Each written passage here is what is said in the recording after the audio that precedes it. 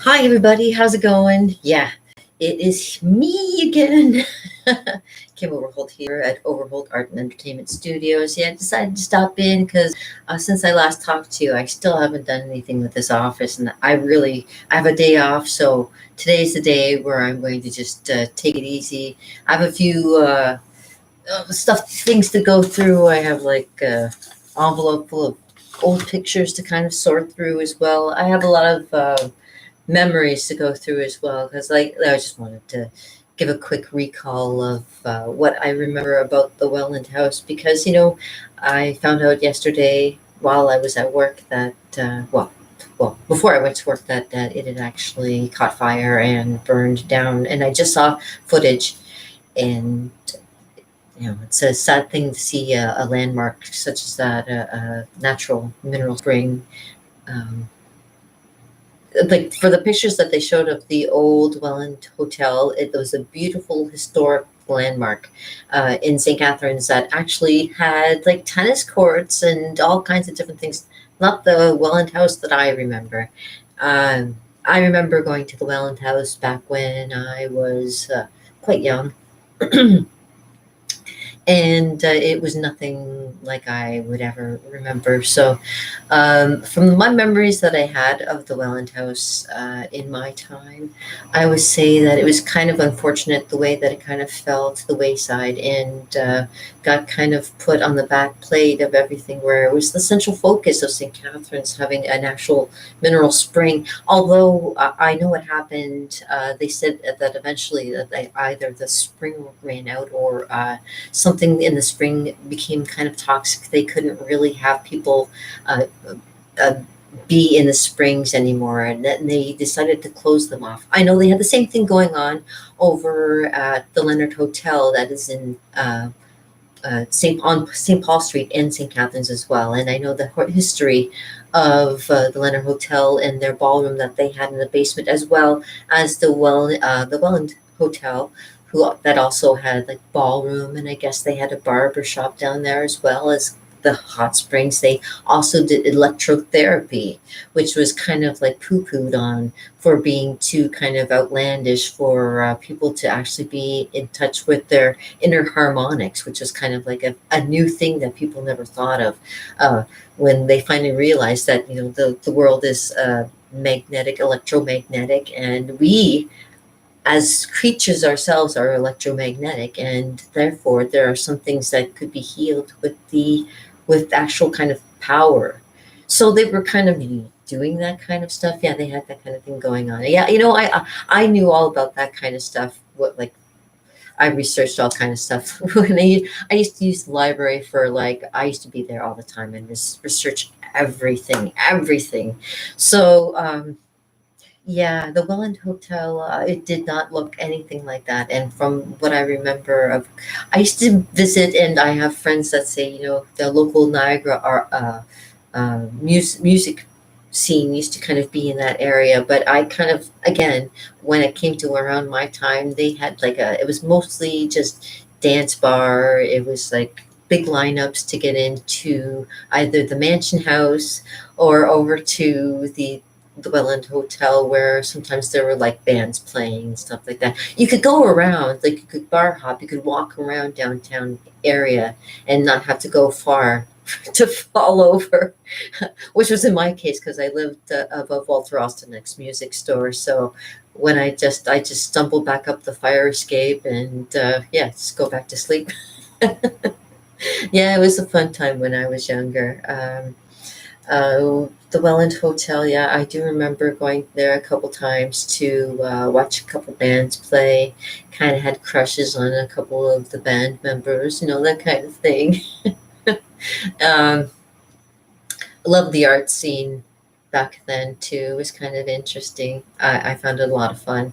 Uh, just being around the people who made it fun. You know what I mean? Like hanging out with the musicians, and that's what a lot of musicians would say right now. That a big chunk of the history of Niagara art, which include and music, would include the Welland Hotel.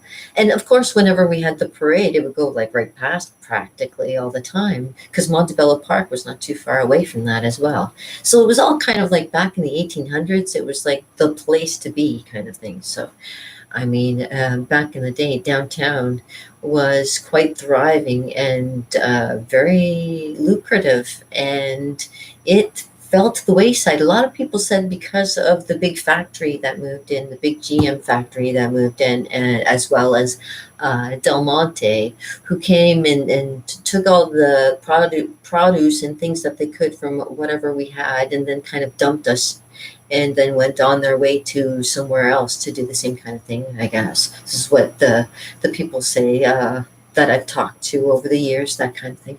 And of course, GM and they're building on top of that. They had to, of course, do soil samples, repair the earth, fix everything, as well as the hospitals that we used to have that have now become like so far away from us that it isn't central anymore. It's more, you have a long while. You have a long way to go to get the hospital. It's no wonder that they take a lot of people by helicopter now to our main hospitals too.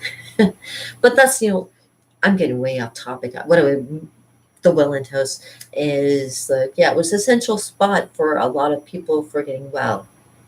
And when I remember going into there, I recall there being a lot of ghosts there. I am one of those people that are kind of a little sensitive to things. And I would, when I went there, there would be stuff that would be, I felt very uncomfortable there.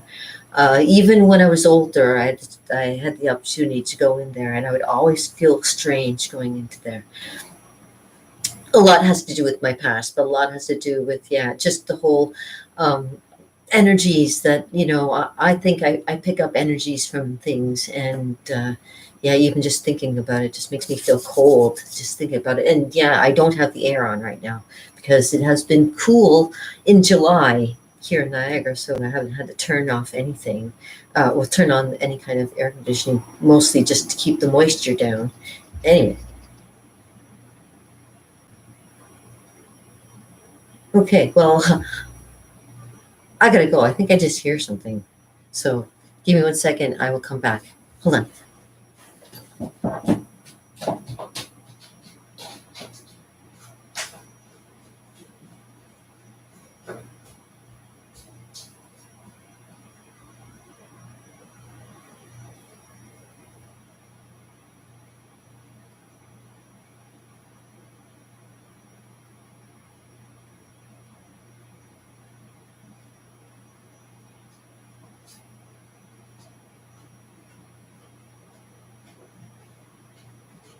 Okay, that was weird. You think you hear something, all of a sudden, oh boy. Okay, yeah. And of course, you know me, I like to, I always like to check to make sure. Did you see anything while I was gone? Was there any ghosts or anything? Because sometimes, yeah, like I say, the stuff that just kind of happens sometimes. Anyways, yeah, I didn't have good experiences while I was there. I have to say, most of the time that I had been there, it was not on the circumstances that I kind of would have wanted to be there either, except for when I got to see some bands play. That was cool. But yeah, I used to go out drinking, hop in the bars and stuff like that. That was me. Yeah, I had fun. Yeah. I guess you know what, my friend. It's really funny. He actually he nailed it on the head. I think I've tried every kind of job and everything. I find that being amused and amusing myself is the best thing that I've probably ever been. So yeah, I amuse myself with whatever comes to mind. And of course, the Welland Hotel and that place is something that has been, you know, I've never really. It's a beautiful place. Don't get me wrong, and it, like I say, the history of it is a beautiful thing. I've seen some really nice pictures over the last day since the burning. It caught fire yesterday morning, I guess. Yeah, and throughout the day, I saw some old history photos of what it used to look like, and it's pretty amazing. Like you can imagine, some really famous people probably went there too. But yeah, the what I remember, there was nothing that was really that good about being there. All that except for the fact that I was going to visit people, and that was probably about it. And maybe I shouldn't have been there in the first place. Like I get vibes off of places. It almost reminded me of when I went to Hollywood and was at the Millennium Biltmore. For those of you who've been to Hollywood and been to the Millennium Biltmore, that is in LA. It's like got the angel heads and everything, and very wild and very very like you feel stuff in there too. So, but anyways, so yeah, that was my memory of that. And yeah, getting into the Mansion House, I used to go to the Mansion House, used to do karaoke, used to watch people singing and playing and stuff like that, and enjoyed my time being there. It was that was a good time, and it was funny because the Mansion House was a very small place, but they managed to fit. But the place was full, and that included the band, and included like the bar and behind the bar, and people were squeezing in. You want to talk about like social distancing did not happen there. That's probably why I'm like I have all these thoughts like why is this happening? And it's just like okay, well,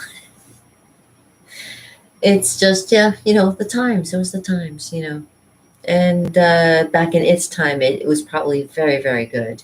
But of course, when I started wandering around the downtown area at the age of, say, 14, 15, and up, I kind of found the downtown to be very empty and not much happening. So, but that's the way it was, I guess. Anywho, I'll cut this short because I really should do so like a nice lesson, teach you something about doing art, but I just want to do it a quick little thing about the Welland House and about like all the memories that come with in the downtown area. My family being from St. Catharines and in from that area too. It's kind of like it's like part of my neighborhood. You know what I mean? Uh, I don't know how else to put it, but anyways, I will come back in a little bit because I'm going to check on my dog. She's probably wandering around. I'm going to be right back, and I will give you some kind of art lesson, all right? So I'll talk to you in a little bit. Hold on. Peace, little brother, with a little bit of that, and just in case I don't come back, who lives you, baby?